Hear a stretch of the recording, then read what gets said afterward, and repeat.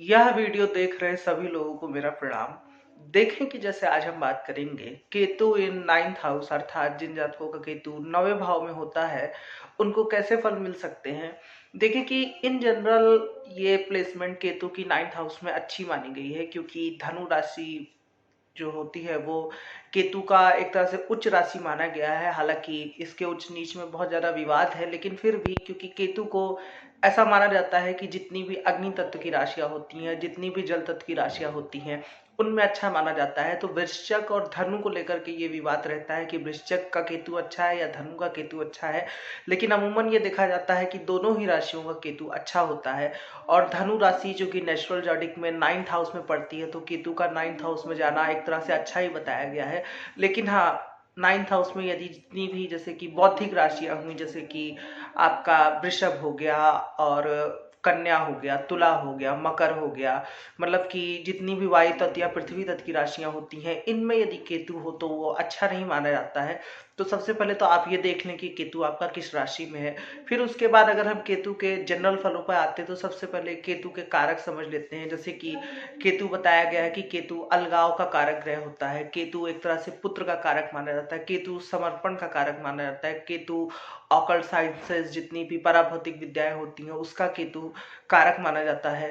केतु जो होता है वो रीढ़ की हड्डी का कारक माना जाता है। केतु अचानक से संबंध विच्छेद भी कई बार देता है। केतु विजय को प्रदर्शित करता है। केतु एक तरह से सेक्रेटरी के रोल को भी दिखाता है। सन्यासी हो गया, कट्टर धार्मिकता जो लोग होते हैं कई बार उसको भी केतु रिप्रेजेंट करता है। तो नाइन्थ हाउस में यदि केतु होगा तो इन जनरल अगर जनरल फलों की बात करें तो ऐसा जातक ये देखा गया है कि बहुत पराक्रमी होता है। अपने साथ ऐसे लोग कुछ हथियार रखते हैं, ये भी पाया गया है। ऐसे लोग बहुत ज्यादा स्पिरिचुअल होते हैं, ईश्वरीय भक्ति में इनका मन लगता है।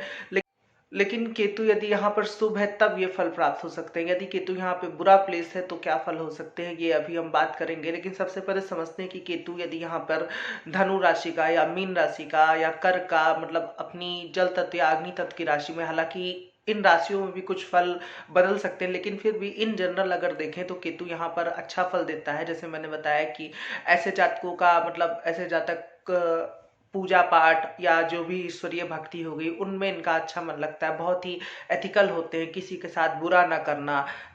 केतु नाइन्थ हाउस में हो तो ये सेल्फ रिकॉग्निशन को भी प्रेजेंट करता है। जो लोग सेल्फ डिस्कवर होते हैं, मतलब खुद को वो हमेशा आकलन किया करते हैं, लेकिन ये लेटर एज में होता है, उन्हें पता चल जाता है कि क्या जीवन में सही है। बहुत ज़्यादा भौतिक चीज़ों की तरफ ना भागना, क्योंकि देखिए कि इसमें राहु नाइन्थ में, वो थर्ड में भी बैठा है, तो वो भी एक तरीके से स्ट्राइक करेगा। मतलब ये होता है कि आपके अपनी ज़िंदगी में दो अलग अलग दुनिया आपकी चली करती है। मतलब एक में आप बहुत ज़्यादा भाग रहे हैं, ऐसा हो सकता है कि मतलब आप लोगों को ये पता हो कि आप उतना ज़्यादा मददगार नहीं है या आप बहुत ही सेल्फिश हो, डिजायरनेस हो, लेकिन एक दूसरी तरफ आप जब एक कैरेक्टर स्विच करता है तो आप काइंड है, लेकिन वो काइंडनेस आपकी लोगों के सामने या जिनसे आप कम्युनिकेशन या जिनसे आपका सोशलाइजेशन है, मतलब जो आपके फ्रेंड है या जहाँ पर आप काम करते रहते हैं, उनके सामने आपका वो कैरेक्टर नहीं जाहिर हो रहा है। वो क्योंकि थर्ड हाउस में राहु बैठा है तो वो थोड़ा सा हार्श स्पीच को भी प्रदर्शित करता है। लेकिन आज का हमारा विषय केतु इन नाइन्थ हाउस है, तो हम इस पे बात करते हैं। यदि आपको थर्ड हाउस के राहु के बारे में जानना है तो आप मेरा वो वीडियो भी देख सकते हैं। देखें कि केतु यदि नाइन्थ हाउस में हो तो कई बार पिता से बहुत ज्यादा अलगाव भी दे देता है, या फिर पिता से बहुत ज्यादा या तो बनती है या फिर पिता से बिल्कुल नहीं बनती है। ये दो कंडीशन देखी गई है। यदि सूर्य बहुत ज्यादा चार्ट में पीड़ित है तब फिर पिता से या तो अलगाव हो जाता है, या पिता किसी जॉब के कारण, ट्रांसफॉर्मेशन के कारण कई बार दिक्कत हो जाती है। कई बार ये मतलब लव अफेयर्स में भी, मैरिड के बाद सेपरेशन को भी रिप्रेजेंट करता है। अब देखिए कि यहाँ पर केतु यदि बहुत ज्यादा बुरा प्लेस हो तो क्या हो सकता है।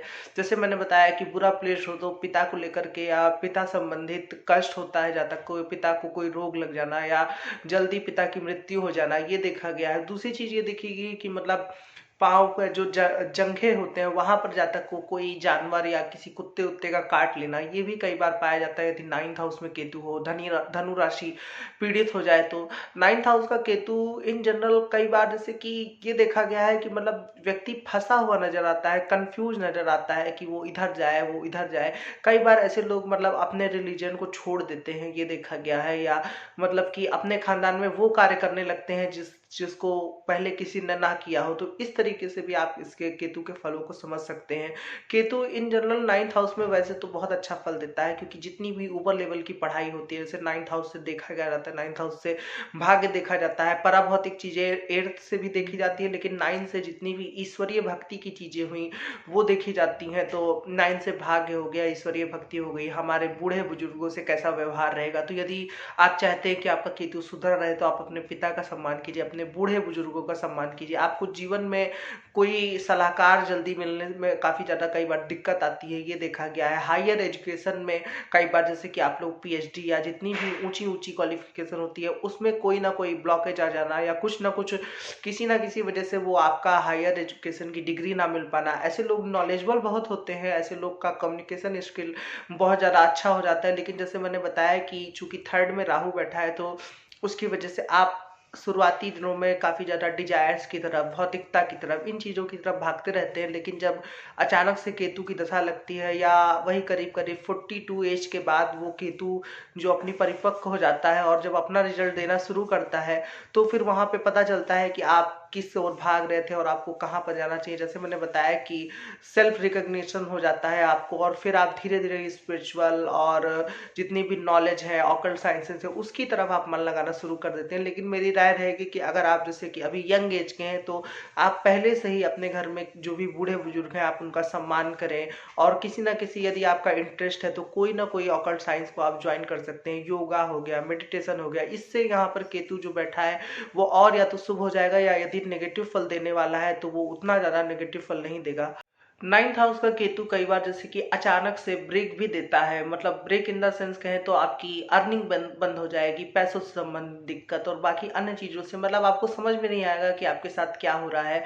ऐसा इसलिए होता है क्योंकि आप जैसे कि जो थर्ड में राहु बैठा है उसकी जितने भी ट्रेड्स हैं, कारकत्व है, आपने उसको बहुत ज्यादा फुलफिल किया है अपने जीवन में, मतलब कि आप डिजायर्स, पैसे के पीछे बहुत ज्यादा भागे हैं। तो केतु जब यहाँ 9th का बैठा हुआ स्ट्राइक करता है तो आपको बहुत ज्यादा दिक्कत का सामना करना पड़ जाता है। तो ऐसे में एक उपाय इसका यही है कि मतलब ग्रह के ट्रेड्स, जैसे ज्योतिष का ये बहुत ही महत्वपूर्ण नियम है कि ग्रह अपने कारकत्व तो कभी नहीं छोड़ता है। तो यदि आप किसी ना किसी तरीके से केतु के जो ट्रेड्स हैं वो फुलफिल कर रहे हैं तो केतु आपको इतना ज्यादा तुरंत एकदम से स्ट्राइक करके कोई परेशानी नहीं देने वाला है। जैसे कि केतु 9th हाउस में बैठा है तो आप बूढ़े बुजुर्गों की मदद कर सकते हैं, इससे केतु थोड़ा सा शांत रह सकता है। अपने घर के बड़े बुजुर्ग, पिता हो गए, या फिर आप कभी भी किसी, जो भी कोई टीचर हुआ या कोई गुरु हुआ, आप उनको कुछ अपशब्द ना कहें कभी भी, इस चीज का आप एकदम से ध्यान रखें।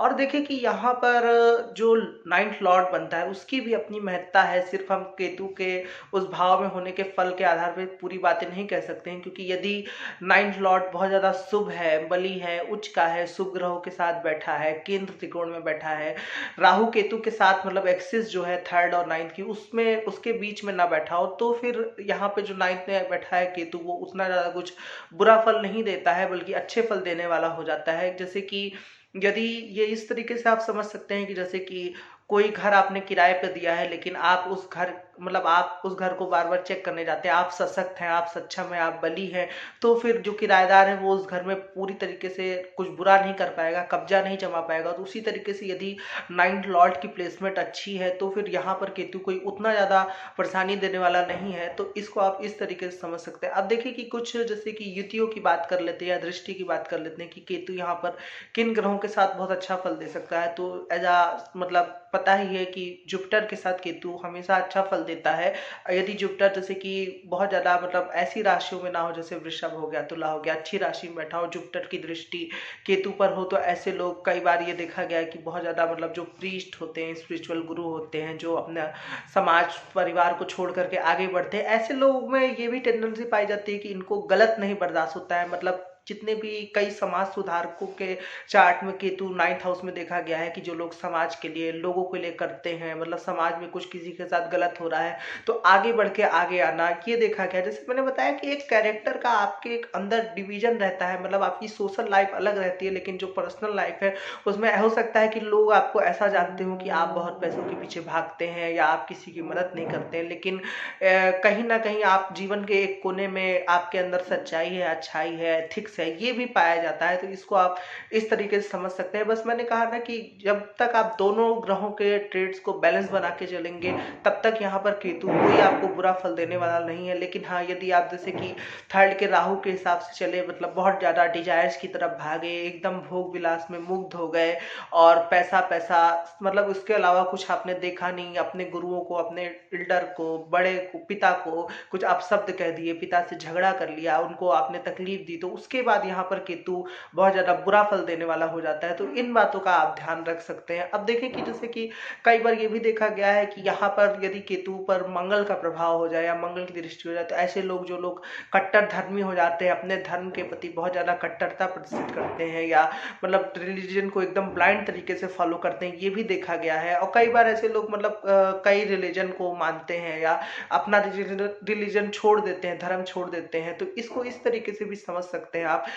केतु को जैसे ऐसा माना गया है कि केतु का सिर नहीं है, सिर्फ धड़ वाला हिस्सा है। तो ये कई बार देखा गया है कि ऐसे लोग, जो लोग ईश्वर के प्रति बहुत ज्यादा समर्पित होते हैं, उनको ब्लाइंडली फॉलो करते हैं।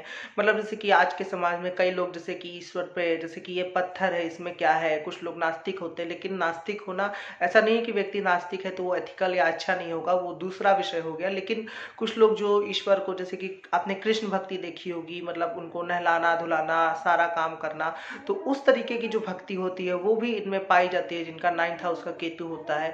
9th हाउस के केतु में कई बार जैसे कि ये देखा गया है कि ऐसा व्यक्ति अपनी राह का, मतलब जैसे कि अकेले चलने वाला व्यक्ति होता है। जो लोग कई बार सारी चीजें छोड़ देते हैं, अपने इनके अचानक से फ्रेंड्स छूट जाना और ये नहीं पता होना कि अब कहाँ जाना है, तो ऐसा व्यक्ति, जो लोग होते नहीं है, सुनसान सड़क पसंद करते हैं, बिहड़ता जिनके जीवन में आ जाती है, तो इसकी भी कुछ टेंडेंसी आप केतु के 9th हाउस में देख सकते हैं। अब जैसे कि यहाँ पर केतु कई बार जैसे बुरा फल कब दे सकता है, तो जैसे मैंने बताया कि जो बौद्धिक राशियां, जैसे कि वृषभ हो गया, मिथुन हो गया, शुक्र के साथ यहाँ पर केतु का मतलब कोई कॉम्बिनेशन, कोई 9th में रोल नहीं है, लेकिन शुक्र के साथ यदि केतु हो तो ऐसा व्यक्ति स्त्रियों से लाभ प्राप्त करता है, ऐसा देखा गया है। कई बार ये देखा गया है कि भाग्य में अचानक से जैसे रुकावट आ जाना, या मतलब व्यक्ति, कई बार जो होता नहीं है कि व्यक्ति बहुत ज्यादा अनलकी रह गया, या कि चीजें मिलते मिलते रह जाना आपके साथ, जो वो एक होता नहीं है कि 99 का सांप काट लेना, तो इस प्रकार की भी चीजें देखी गई है यदि केतु 9th हाउस में हो। तो ओवरऑल ये प्लेसमेंट, जैसे मैंने बताया कि अच्छी बताई गई है। आप अपने एल्डर्स का ध्यान रखिए, बूढ़े बुजुर्गों का ध्यान रखिए, तो केतु यहाँ पर अच्छे फल दे सकता है। केतु के कुछ उपाय, जनरल उपाय है, जैसे कि आप भगवान विष्णु की पूजा करिए तो केतु शांत रहता है।